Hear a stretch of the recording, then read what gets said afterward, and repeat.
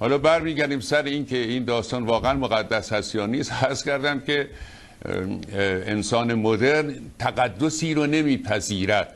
این داستان بسیار قدیم است و عرض شود که فکر میکنم اگر کسی تصور کند که یک چیزی واقعا از آسمان ها، از لوح محفوظ یا چیز دیگری آمده باشد، فکر میکنم که در پیشگاه خرد این پذیرفته نیست. دوست عزیز آقای مشیری، این 3 نسخه‌ای که ازش بحث هست، 3 نسخه‌ای که از قرآن بوده و بعداً بحث‌های زیادی مطرح شده، شاید به نظر میاد از لحاظ تاریخی اولین قرآن سوزی در دوره عثمان رخ میده بعد از اختلافاتی که وجود داشته. توضیح بفرمایید که این مسئله چقدر تاثیر میگذاره درک این مسئله در نگاه شخصی مثل شما در واقع به قرآن. بله، ببینید مسلمین بر این هستن که قرآن دارای تاریخ نیست. یعنی همین مطلبی که دوست محترم ما فرمودن و تکیهشون بر این بود که انجیل 100 سال بعد از مسیح نوشته شده. در واقع اون چیزی که این دوست محترم و بزرگوار ما میفرمان این است که کار اونها دارای تاریخ هست، یعنی زمان بری گذشته و تغییرات وارد شده است، اما در کار قرآن هیچ تغییری نیست و این کتاب به همین وجهی که امروز در دست ماست و آیات قرآنی هم رو پشتیبانی میکند، صحیح و درست از آسمان ها به زمین آمده و امروز همون قرآنی در دست ماست که بر محمد نازل شده. در حالی که عرض کنم که کشفیات اخیر، اون نسخه صنعا، چندین هزار اوراق قرآنی که به خط همون روزگار نوشته شده است پیدا شده که بسیار تفاوت‌ها دارد با این قرآنی که امروز در دست ماست. این نسخه که می‌فرمایید در واقع 40 سال پیش تقریبا در یمن پیدا شده. بله، این نسخه یمن است و شاید نخستین، این از اون نسخه‌های نخستین هست که از سوزاندن تشکیلات در واقع امر عثمان بر کنار مانده و بسیار چیزها روشن می‌کند. ما امیدوار هستم این نسخه به چاپ برسد و معلوم شود که این داستان تقدسی هم که میگویند اونچنان نیست که ما تصور میکنیم. باری هر کسی برای خود قرآنی داشت. بعد از اینکه رسول فوت کردند، رحلت یافتند، این هست که ما روایات مختلف داشتیم. روایت عبدالله ابن مسعود، ابو موسی اشعری و دیگران. این است که این سبب اختلاف مسلمین بود و عثمان آمده است اینها رو جمع آوری کرده و سوزانده و اون نسخه‌ای که میگویند در دست حفصه بوده، دختر عمر و همسر رسول، و آورده است و داستان‌ها بسیار است. من جمله این که میپرسیده است در واقع با حضور 2 شاهد که آیا رسول این را گفت یا نگفت و اینها رو جمع آوری کردن و این قرآن امروزین همون یادگار قرآنی است که هر شود که از روزگار عثمان باقی مونده و چنانچه این کتابی که در دست دانشمندان آلمان هست و فیلم برداری شده و عکس برداری شده است، این نسخه صنعا، به ما نشون خواهد داد چه اختلاف ها هست در این 2 نسخه و این در واقع عدم تقدس رو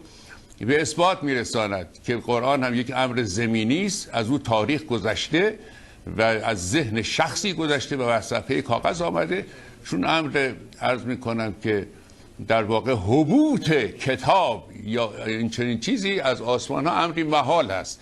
یعنی انسان امروزی چنین چیزی نمی اندیشه و این پایه و اساس. اتفاقا میخوام خدمت شما عرض کنم که علت این که هیچ تغییری در وضع فقه به عنوان مثال پیش نیامده و هیچ اصلاحی در دین اسلام متاسفانه نشده است، همین باورمندی است به این تقدس و این جمود و این که در واقع یک امر کامل در دست ماست و فقه کامل در دست ماست و کسی هم که دارای یک چیز کاملی باشد جستجوگر کمال و تعالی نیست. این است که این فقه و قرآن و احکام قرآنی به صورت سنگواره ها، به صورت عرض کنم که اشیاء عتیقه قدیم در آمدن بدون اینکه گامی فراتر بروند.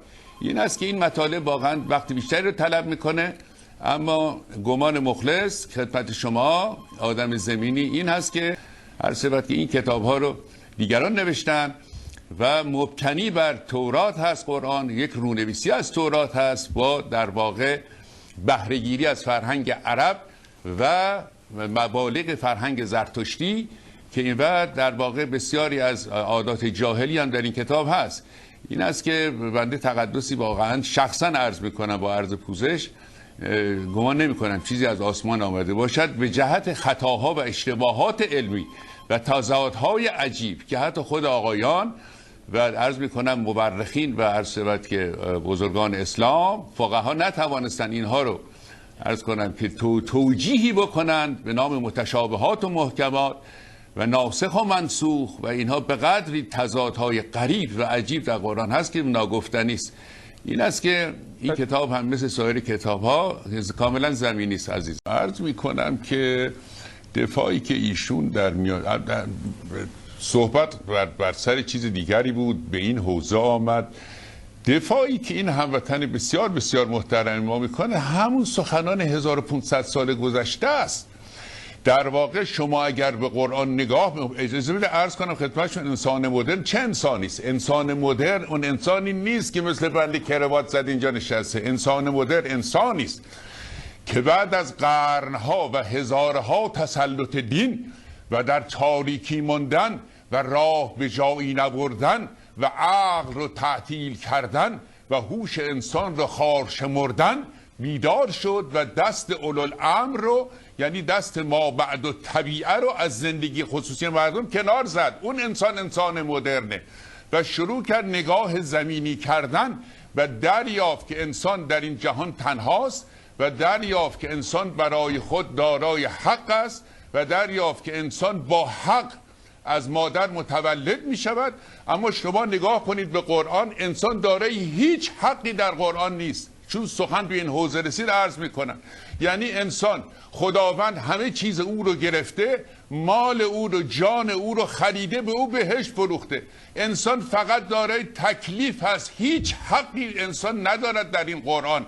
من اینجا خدمت شما 534 آیه در عدم تساهل و نفی مخالفین و تهدید مخالفین عقیدتی هست. 531 آیه در واقع در تحریض به قتل مخالفین و غارت مخالفین هست. ما در قرآن در واقع انسانی است خود فروخته که هیچ گونه چیزی جز تکالیف، انسان فقط دارای تکلیف هست. یعنی در واقع خود انسان هیچ گونه اراده از خود ندارد، فقط وسیله فعلیت یافتن مشیت الهی است. انسان مدرن این چیزهاست که قبول نمیکنه.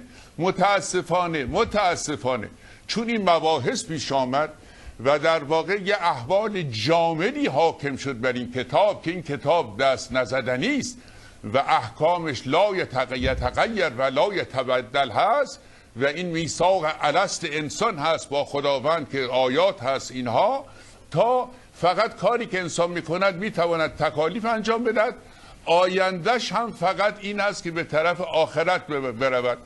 یعنی هیچ گونه انسان از خود دارای اراده نیست و انسان مدرن انسانی بود که آمد گفت آقا انسان با حق، با حقوق انسانی، که حقوق انسانی بعدها در موضوع حقوق بشر مدون شد که داره حقوق هست، یعنی حق بیان داره، حق انتقاد داره، حق تشکیل دستجات داره، حق مسافرت داره و تمام این حقوق انسانی. اینا هیچ کدام این اهل دین در واقع و اسلام به خصوص و فقه به خصوص اجازه هیچ کدام از اینها رو به انسان نداره. یعنی به صورت یک جمود نامحمود از 1300-400 سال پیش، چون در 2 قرن اول قرن کشتار و غارت مردمان بود، یعنی آدم تعجب میکنه این همه آیات در تحریض به قتل و گرفتن اموال و نفی غیر خود، که میدانید که در این قرآن کریم که قرآن اجدادی من بوده، گفت همه قبیله من عالمان دین بودن. ایشون تصور نکنه من اینجا کروات زدم نشستم حالا فرض از اون فکولیا هستم که ایشون فکر میکنن. در این کتاب مستطاب از ابتدا تا انتها شما میبینید که کتاب توحشت هست، کتاب بیم هست و از 2 قرن نخستین که در واقع قرن خونریزی بود و قرن غارت بود و مدینه بزرگترین محل برده فروشی بود، یعنی انسانهای آزاد رو فقط به جرم اینکه اینها مسلمان نبودن میگرفتن، به زنجیر میبستن، با اموال مردم میبرن در اونجا و مسلمین زندگی میکردن. الحمدلله رب العالمین. در تمام قرآن یک آیه در باب کشاورزی نیست، یک آیه در باب کار نیست، یک آیه در باب تجارت نیست، در حالی که 531 آیه در تحریض به قتل و کشتار هست.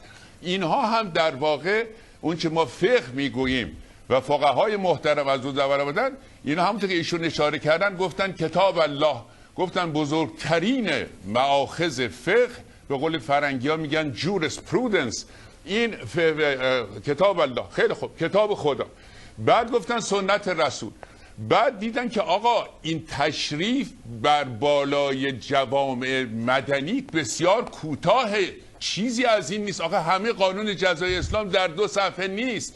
نمیدونم کسی دستشو برید دستشو ببرید، کسی کش گردنش رو بزنی، نمیدونم 100 تا شتر بدی. از این حرفا دیدن که آقا آمدن دوباره عرض میشه اجماع و قیاس رو هم به میان انداختن که بتوانند فقهای بزرگ مثلا فرض کنید ابو حنیفه و اینها بتوانند یک چیزهای استخراج بکنن که بشه جامعه مدرن رو باش اداره کرد. امروز دوست عزیز، اما اگر ما بخوایم این رو تعمیم بدهیم قرآن که بله یک چیزی در لوح محفوظ از آسمان ها آمده است، اینها چنین چیزی رو بنده قبول ندارم، انسان مدرن هم عرض کردم قبول ندارد، به جهت اینکه آدم مؤمن در واقع کسی است که همه کمالات رو در دست داره. شما برای اینکه به تعالی قدم بگذارید بایستی از خود بیرون بیایید، از او جدا بشوید و بهش نگاه بکنید ببینید امر متعالی هست یا امر متعالی نیست. در واقع ما آدم های مسلمان به مدت 1400 اندی سال در همون جمودی که فقه و حدود اسلام برای معین کردی یک گام جلوتر نهادیم. هیچ تغییری، هیچ در واقع پیشرفتی، هیچ امر متعالی و هیچ گونه اصلاحی در اسلام نیست، به واسطه اینکه اسلام تنها دینی است که گفته است که حتما اینها حرف خداست و حتما امر آسمان آمده. دیگران چنین سخنها نگفتن، در واقع همونطور خودشون فرمودن. مثلا داستان تورات به طوری که ما فهمیدیم و گفتن 750 سال بعد از موسی خاخامای یهودی اون رو نوشتن. یا فرض بفرمایید که انجیل رو عرض کنند که شاگردان مسیح به هم نامه ها نوشتن، جمع آوری شد. تا این درجه در واقع باور به این که این یک چیزی از آسمان ها آمده و نمیشه در واقع در اون اصلاحی کرد، این سبب گرفتاری و بدبختی و درماندگی مسلمانان جهان هست. شما وضع مسلمان جهان رو نگاه کنید، شما در واقع اهمیت یک اثر، یک ایدئولوژی در پیامدهای اجتماعیش ببینید.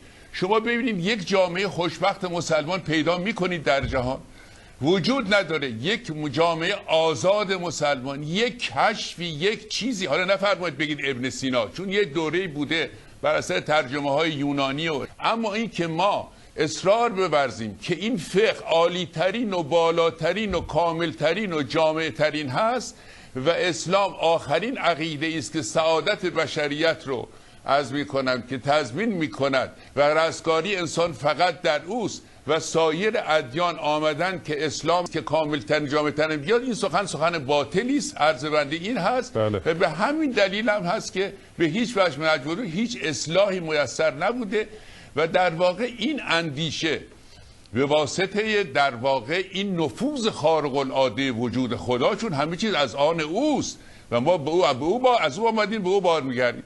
بنابراین سبب شده است که در جوامع مسلمان اصولا این اندیشه که انسان میتواند منشأ عمل باشد از میان رفته.